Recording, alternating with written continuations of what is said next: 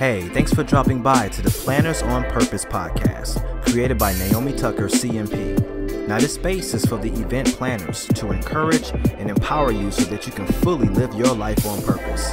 So before we dig in, please take a moment to subscribe so you get future shows. Now here she comes, your host, Naomi.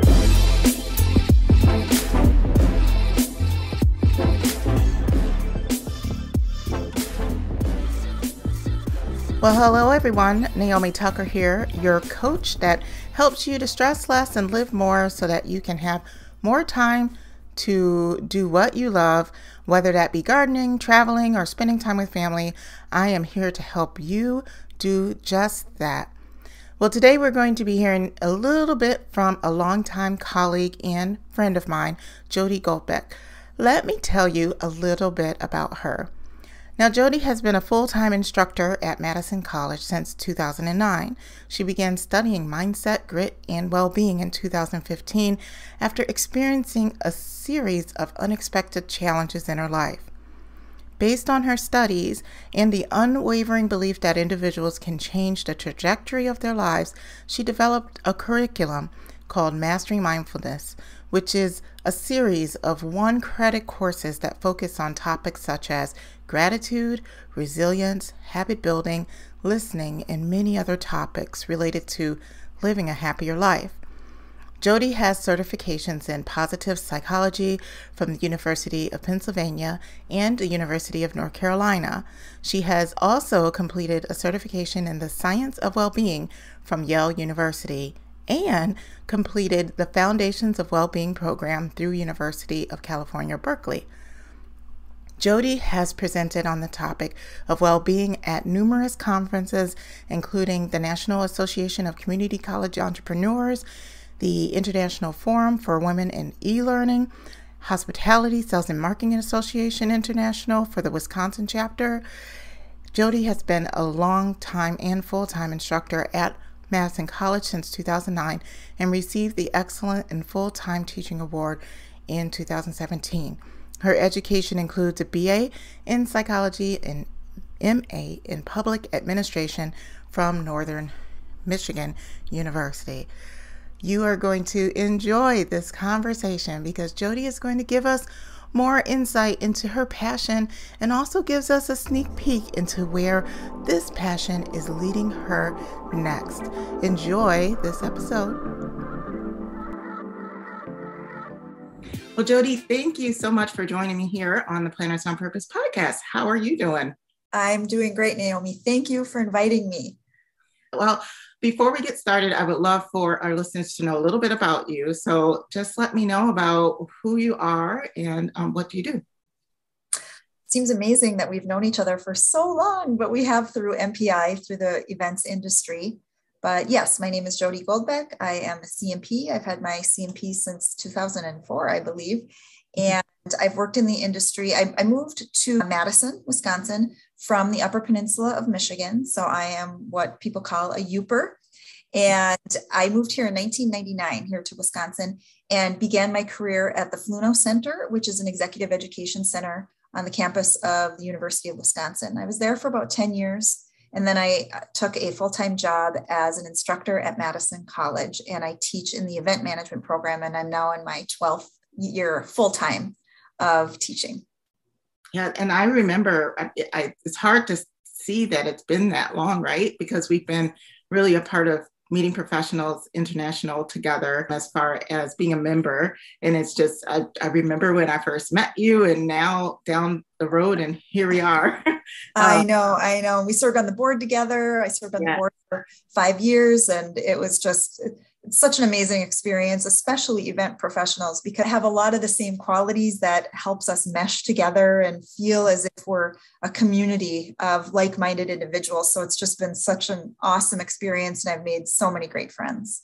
Yes, and I'm excited to really share your knowledge with my audience. This is the first time that we've had someone from the academic world to just share a little bit about what happens in that space and, you know, what you're doing in your part, right, of the industry. So why don't you just share us, what are you currently doing at Madison College as it relates to event? We'll just share what you're doing. Yeah. So I'm an instructor and I teach classes. We were the first in the country, and actually through the leadership of many people, but mainly Janet Spursted, who really had this idea. It must have been 20 years ago almost, that she and some fellow event professionals said, we really need a degree in event management. And so they worked really hard to start an event management program and got it off of the ground. And we have had some amazing students and have been doing it for a long time. And like I said, I've been doing it full time for 12 years. So we have an associate degree in event management that we teach. Anybody who teaches for us has their CMP, and really prepare students for the real world. We want students to graduate with an event management degree. I don't want to sound like I'm marketing too much, but it is a fact. We teach students to graduate and get into a job, if it needs to be the next day, and know exactly what they're doing, because we have given them the knowledge and the skills to get into the real world and really start working. So we teach everything from risk management and contracts to budgeting, registration and housing, special events. We have a class on business etiquette. So it's very comprehensive and it's awesome. And our students are amazing. And this is such a great addition just to the industry, or great offering for event professionals. And most event professionals don't even know that these types of resources and classes are available to them. Do you find that people are surprised when they find that there's an event management program there? Yes. I think we're pretty well known in this area anyway, in Madison and surrounding areas. But yeah, I do have people say, what do you teach in event management? Because when you think maybe back 25 years ago, we didn't have, you and I probably didn't have options out there to take courses in it. We just happened to get a job. That my degree is in psychology, and then I have a master's degree in public administration. But I was the one in high school that was planning all the parties after the football games. I was the one that would plan the birthday parties or the back to school parties. And here I was always an event planner, but I never knew it because I didn't even know that was available as a career. So to actually have a degree in it is pretty special. So yes, we have people that say, I had no idea, and get really excited about it when I tell them the curriculum and the jobs that we have offered to our alumni and the internships that are available, and our advisory committee is amazing. And so, yeah, it's pretty. And it's such a great start, right, for those that are looking to get into the event profession, because you set them all up with everything they absolutely need.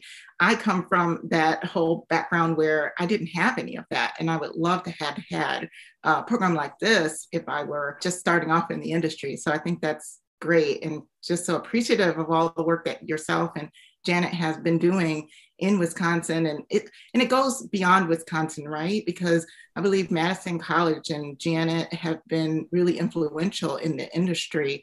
Can you speak a little bit to that? Yes, so we are fully online. So I have students in Seattle, California, New York, Florida, Minnesota. Students are from all over. And online is not the way that many people probably think it is. It is a very robust program. We can meet this way, and I get to know students who live in other states. And so that is one of our competitive advantages, that we have been teaching these classes online and know how to do it well, and really can connect with students in other ways besides that face-to-face experience. Now, as event people, we know that there's nothing that replaces face-to-face. We understand that. However, this gives us the opportunity to have a broader audience and a vast amount of students from different backgrounds, and takes away some of those barriers, actually, because they don't have to worry about, how am I going to get to class when I have children, or I work a full-time job, or, on weekends, I don't have time to take weekend classes. We really open it up to people that can do it. It's not self-paced. You have to complete assignments and complete classes at certain times, but you can do the work at a time that works for you throughout the week. So yes, that's been really exciting to see people from all other walks of life join into our program. And it sounds like you have been doing this for a while online. Is that correct? So you were ahead of the curve compared to I heard of a lot of different colleges during the last year or so have had to put their programs online. So that's great. Yeah. When the pandemic hit, I didn't have much of a change, honestly. I loved and love meeting up with students at coffee shops or at a park, or, I've done many different things. Couldn't do that during the pandemic, obviously. But for the most part, our curriculum stayed the same. We just forged ahead and just did what we had already been doing, because when I started 12 years ago, we really started ramping up that online presence so that we could serve a broader audience. Amazing. That's great. So tell me, I'm interested to hear about students and what their perspective is on the industry and the questions that they have when going through your programs. What are some of the common themes of interest that you see with the students in your programs? I see a lot of, our average age is, I don't know exactly, but I want to say about 30 years old. We don't have people coming right out of high school. A lot of our students already have bachelor's degrees. Oh, wow. And gotten a degree and then said, yeah, that's good, but this is what I want to do. This is my passion. So I think the biggest questions we get right now specifically are there jobs in the industry, especially considering how impacted the industry has been because of the pandemic. So that would be one, is, are there really jobs out there? And we are seeing our numbers tick up, actually, which is great news. Yeah. I think another is, what type of industry do I want to be in when I'm planning? Do I want nonprofit? Do I want to be a third-party supplier of some sort? Do I want to work in a facility at a venue? Do I want to do special events? There's what path should I take? So we answer a lot of those types of questions. And then the other is, we do require an internship. So where can I get an internship? What is the most value to me moving forward? And what I share with students is, you may know what you want to go into or think try an internship. Maybe that's outside of that, so that you can say, wait a second, I really liked that. Whether it's, working at a nonprofit and you're doing a little bit of fundraising, a little bit of marketing, kind of have your fingers in a lot of different things.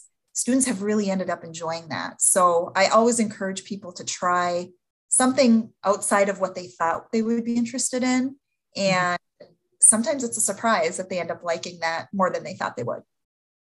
That's great. And when we talk about jobs, I'm, just jotted down some of those themes that you were mentioning. And jobs is a big one, especially right now. I find that many companies are in between. Either they really have a need right now or they don't. So it's more of this push pull. Is that what you're seeing with those that are providing internships in your program? Yeah, internships have been a little light lately. Now, that's not to say that we have a lot of students ready for their internships, because we had a little bit of ebb and flow. So yes, the short answer is yes. I am seeing that there are some industries that are saying, okay, we're back on, we need assistance. Some are saying, we just have to provide hours for our full-time staff that is here. So, but I am seeing an uptick in that. So definitely there has been a little bit of a change, but I haven't seen a dramatic change quite yet. Okay. Well, it's good to know that those internships are out there, because I don't believe a lot of meeting industry organizations know that that is available to them. So thank you so much for bringing that up. Let's say as an organization that would like to really offer an internship, how would they get in touch, or how would they in general sign up for one of those? Yeah, so internships the college, madisoncollege.edu, you can go on there, and there's a program called, or a service called Handshake. And that is a way to connect employers with either internships, part-time jobs, or full-time jobs. And that is where students can actually post resumes. So you can look through resumes for people that are actually looking for whether it's an internship or a part-time job, full-time, or temporary. So that's a service. Or you can just email us within the event management, and you have my contact information that you can share with folks. But you can email and say, this is what I'm looking for. we don't match up. We don't say student A goes to organization B. We let the student apply as if it was, it is a regular job, and then let the employer decide if they're a fit. But that information will be disseminated to all students in the program, and then they can decide if they would like to apply. Perfect. That's amazing. And I'll make sure to link the handshake program. Is there like an app for that? Yes, I will get you that information. You can share that. Yeah, we'll link it in there for everyone in case they would like to check that out. So that's great. And I think the path, when you talk about the path and that being also a theme that is, on the student's mind, there's so many different pathways that they can take in the industry. And I feel like that's what makes it so unique. And in light of this pandemic and coming out of it, hopefully, we see so many planners are now digital producers, and everyone's shifting. How does Madison College help prepare new students for these shifts that happen with the roles that they take in the industry? Well, like I said, Janet and I are the full-time instructors, and then we have part-time instructors too that are all CMPs and all involved in the industry. So we make sure we are reading industry articles, we're attending webinars, attending conferences when we can, and really seeing what's out there, because we don't want to teach outdated curriculum, because if it doesn't resonate, if it's not something that employers are needing in people, we don't want to be teaching it. So we have a very active advisory committee who gives us very honest advice, what's looking new in the industry, what's not. And we align our competencies, our course competencies, to what we're seeing in the industry. So if there's a new technology out there, we want to get that out to students so that they understand that. So we are really unique in that way. We don't just put up a class and not look at the content before, it could be 2 weeks that 2 weeks from now that I'm going to be teaching a topic. And if I see an article out there, I'm not just going to say, well, it's not part of my class. I'm going to put it in the class so that they're learning the most up-to-date information. Yeah, I think that's so great. And I think it's good for everyone to hear that this is how people are coming up in the programs. They're being taught new information, that the instructors are active and just really there to make sure that they're guiding students in the right way. I think it's just so amazing. So thank you. Thank you so much for sharing all of that. So I understand that this isn't all you do at Madison College with the event management program. What else are you doing there? So this is serendipitous that you and I are talking, because a few weeks ago we saw each other at an MPI event and started talking. And I remember thinking, wow, we started talking and it's going to lead to this podcast. So that's great. So it is a personal story, and it's a journey that I've been on since about 2015, 2016. But I had some traumatic life experiences happen to me that were out of my control. And to give you a little bit of background, my family and I live on a hill in Middleton, Wisconsin. And it has prairie grass and flowers. And prairie grass and flowers can, by the time winter is over, it can look pretty gnarly. And so every year we burn that hill, and we have the fire department do it. And so the fire department comes here for a controlled burn. And I had been living through about 8 9 months of depression and anxiety. So I can back up by saying that I am a pretty happy-go-lucky person. I am practical. I'm pretty positive. And positive for sure. Thank you. But I had some earlier trauma in my 20s. I got divorced from my high school boyfriend, which was a good thing, but I did. And during that time, my father died and my brother died within about a year and a half of each other. And also some other things. My dog died, and I had just all of these things while I was trying to get my master's degree. And so it all happened at the same time. And I will tell you that going for that master's degree was really helpful, because I have since found out what my strengths are. My strengths are a love of learning, and that love of learning really helped propel me towards healing during that really difficult time. So I have experienced a lot in my life, but the particular circumstances that I was under was just so overwhelming, and had crushing anxiety and crushing depression, where days were really, really difficult for me to get out of bed. And in fact, I wouldn't have gotten out of bed had it not been for my son at the time who was about 5 years old because he needed to go to preschool and he needed to be cared for. And he doesn't stop, right? Parenting does not stop. So that was a good thing. So we, with the help of my husband, he was helping too, but I obviously had to help out. And so I had this debilitating situational depression and anxiety. And so when I came home, this is back to the burn, I came home from this burn that the fire department had done. And I went and stood outside and looked at the hill. And the hill was dark and depressing and ashes and lifeless. And I really connected with the hill. And I thought to myself, wow, this is how I feel inside. I feel very dark and I feel like I cannot get out of this and I need to get out of it. And so I took pictures of that hill. Didn't know why, I just did. And we had it done a couple times before. So for some reason, this time I did. And I came inside and had some moments alone. My husband must have been taking my child somewhere. And so I was alone and I said to myself, I have to get better. Because I can't live this way any longer. So I started doing research, and this is where that love of learning came in. And I started doing research, and like many of us, I went to Oprah. And at the time, she was doing a 21 days to greater happiness series with an author named Sean Achor. And he's a happiness researcher, and he was teaching a class at Harvard, and it was a world-renowned class, and students loved it. And so it's not available anymore, but I thought, well, I'll pay the $99 and see what it's all about. And it was 21 days, and I followed it to the T. I did everything that Oprah said and what Sean said. And I started reading his books. And after 21 days, I started feeling better. And the circumstances surrounding what was going on in our lives weren't any better.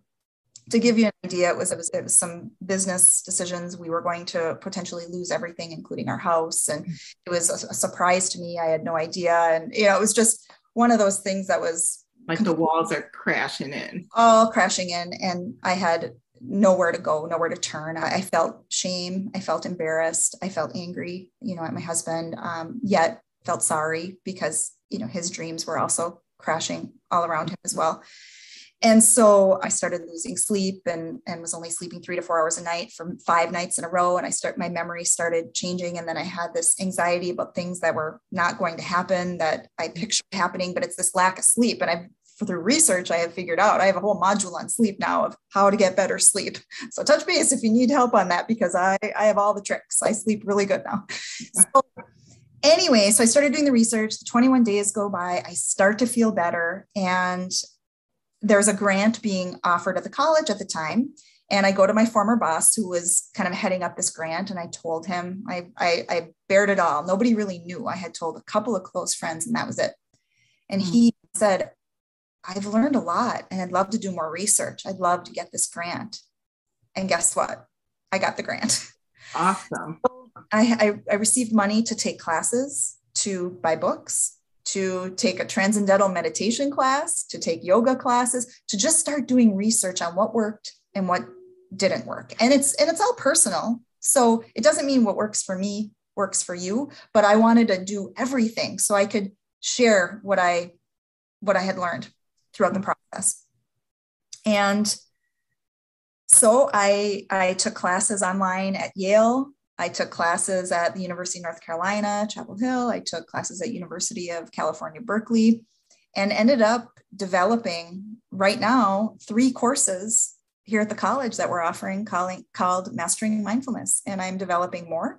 And I've done workshops. And I spoke in California a few years ago before the pandemic. I'm speaking again, hopefully in New Orleans in the next couple of months. I've done a multitude of workshops for students, for faculty and staff. So it's been quite the journey. And then to close the loop a little bit, probably about after I got the grant and started reading and then really practicing, I went out to that hill, the same spot of the hill in my yard. And I noticed purple flowers and green grass. And that was about the same time that I was really starting to feel better. What it shows to me is that, you can feel broken and burned and charred and like you have nowhere to turn, but you really do. And I'm not saying that all it takes is changing your mindset. It doesn't. That's important. But there are so many self-care things that we can do to make our lives better. And I just learned how to do that. And our struggles continued and we're on the upward swing, but that doesn't mean that I'm not going to have troubles again. I have in the past and I will again, I'm sure, but I know how to cope with them more. And my favorite verse in the Bible is actually this too shall pass, but it can be used for anybody. This too shall pass. Yeah. What that means is bad times will pass, but good times will too. But it all is just a cycle of what we experience and what this experience is that we call life. And that's really what I am determined to do. And another favorite quote is, pain is an invitation to change the depth of the conversation. So when I get the opportunity to speak about this, I do.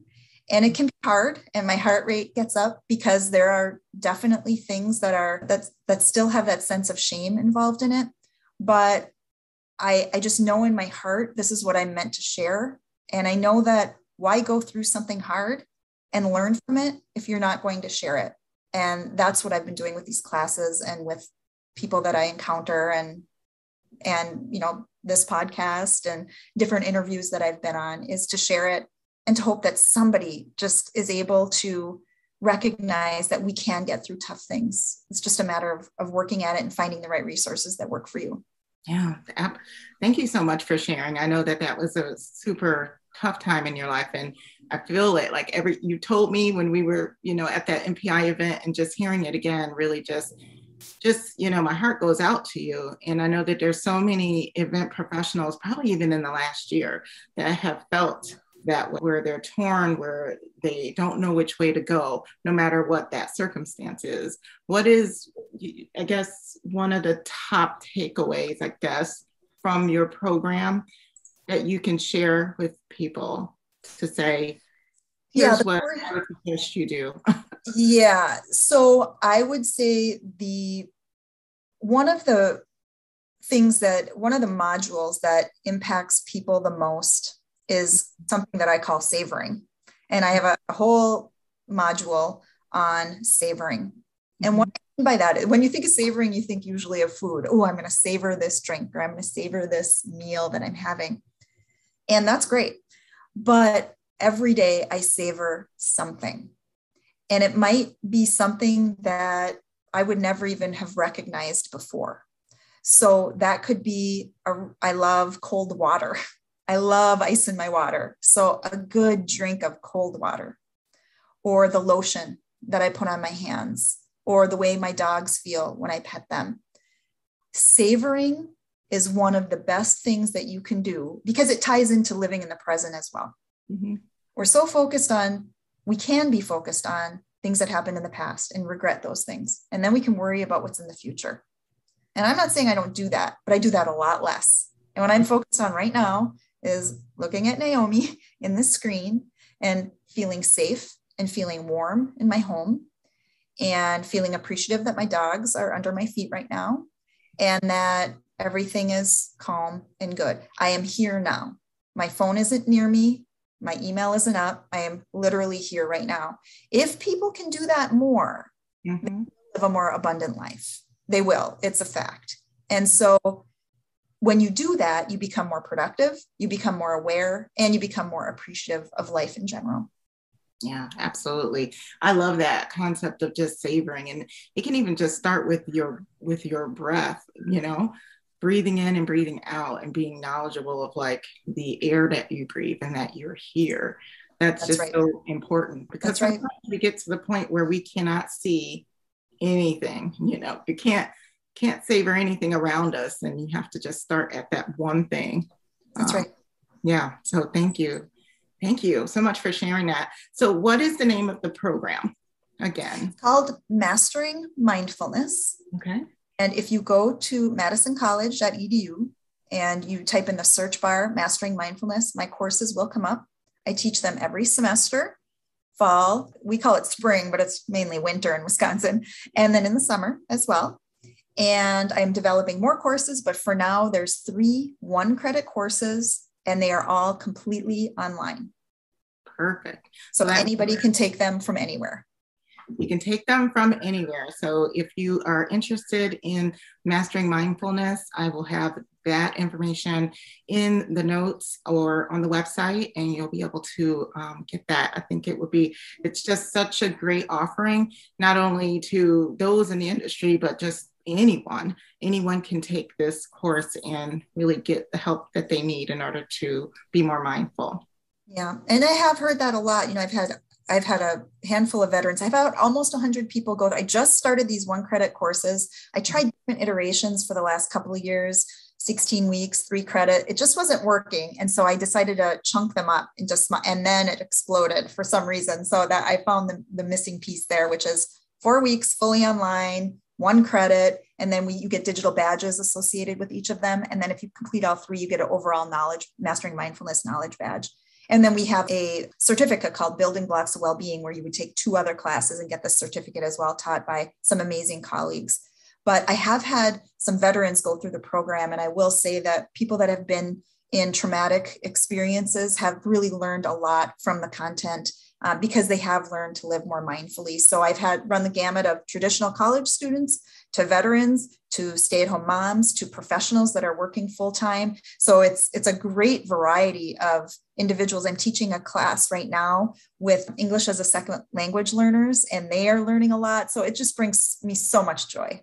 Oh, that's awesome. That's amazing. And it's amazing that through what you went through, although, I'm pretty sure you do not want to relive what you went through again, but how so much joy can be produced out of the hardship that you endured. So I just appreciate you for just paying it forward and just spreading that word and that love with everyone. So yeah, it's been a great joy. Amazing. Well, I wanted to, at the end of pretty much every podcast, I have some quick hit questions. Okay. So I wanted to, just hit you up with these questions and just to know you a little bit better and just to see what your thoughts are. So let me know when you're ready. I'm ready. Okay, perfect. So what is your most recommended book? If you can recommend any book that you've read, what would you recommend? Okay. So for anybody that knows me, I love to read. I have a Goodreads account. You can follow me and I do that. Check followers, but I have about, I think 500 books on there, if not almost 600. I love to read, which is probably pretty evident from, my love of learning strength and, everything that I've shared. So I'm going to be an overachiever and I'm going to give you 3 books because they're different categories. So the best autobiography that I've ever read is called Open by Andre Agassi. I loved watching him play tennis, and I did too. Oh, his book, so good. So good. I really recommend it. The most recent book that I've read that I would say is in my top 10 ever, it's called The Heart's Invisible Furies by John Boyne. It is an epic Irish tale about a man and his search for, it's amazing. So The Heart's Invisible Furies, that's a 5-star right there. And then the self-help book, in my opinion, is Man's Search for Meaning by Viktor Frankl. It's short. Oh, let me go back to that. The recent book, The Heart's Invisible Furies, FYI, it's almost 600 pages. So if you're a long book, might not be the book for you, but maybe audio book would be a good one. Audio book would be good. If you drive a lot, that'd be great. But Man's Search for Meaning, Viktor Frankl, some of the wisest most amazing quotes, one of the most wise human beings. I absolutely love that book. Wow, thank you.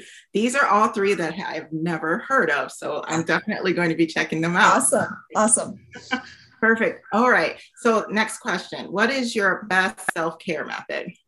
2 things. One is the breathing. I do something called box breathing multiple times a day. And that's 4 or 5 breaths, 4 or 5 seconds, breaths in through the nose. You hold for 4 or 5 seconds. You blow out 4 or 5 seconds through the mouth. Hold and repeat. You can do that for 1 minute and your brain actually automatically feels better. It's impossible for your brain to not slow down by doing that box breathing method. I do it in traffic. I do it when I need to have a difficult conversation with anybody. I do it when, I'm frustrated, I'm tired. Self-care, definitely breathing, very focused breathing. But the fun thing that I want to say is that I walk my dogs. I'm a big walker. I walk 4 to 5 miles with my 2 Australian Labradoodles. They're minis, Jake and Tessa. I love them. And I walk them every day. And that brings me so much self-care. And I find a lot of joy in that. That's great. And they're sitting by your feet, you said? They're so They good. are. They lay down and they follow me everywhere. Literally. Aww. Yes. So sweet. I need a dog now. I need 2 dogs. They are. And 2 dogs I recommend because they keep each other company and they play and it's great.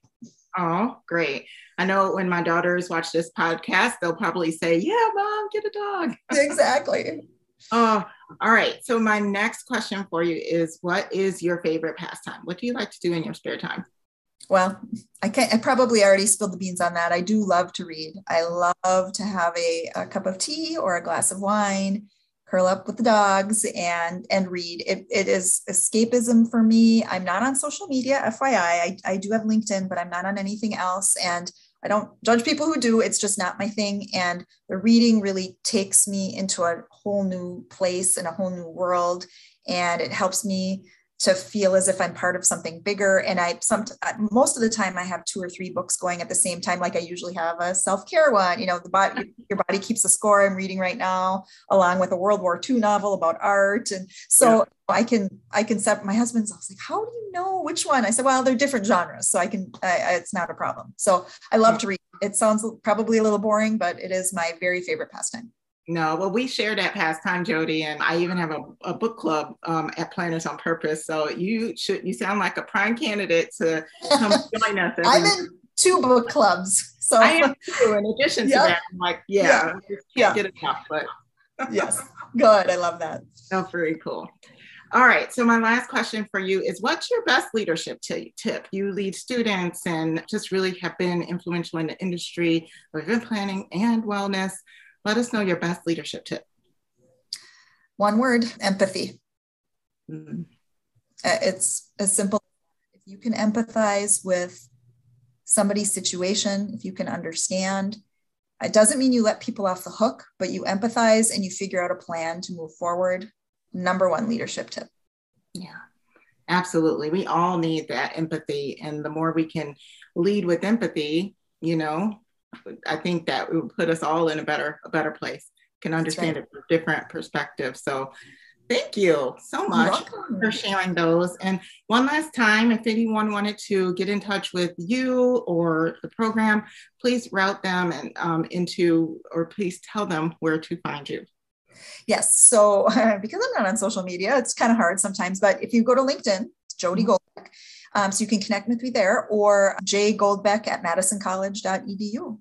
And I'm happy to answer any questions and keep anybody posted on what things we have upcoming, any classes, and then to talk about the event management program as well. Perfect. Well, Jodi, thank you so much. It was great just talking with you again. Thank you so much for being here on the podcast. And we hope to get some updates soon on some of those other courses that you have coming down the road. So hopefully we'll have you back on. Will do. Thanks, Naomi. I appreciate it. Thank you. Well, hello there. This is Naomi again, and I truly hope that you enjoyed this episode of the Planners on Purpose podcast. I would like to thank Jodi again for coming on and sharing the wealth of knowledge that she has in addition to her story. I tell you, it's very important to take care of yourself, really nurture your well-being, and I encourage you to do that in this season. So until next time, have a purposeful day.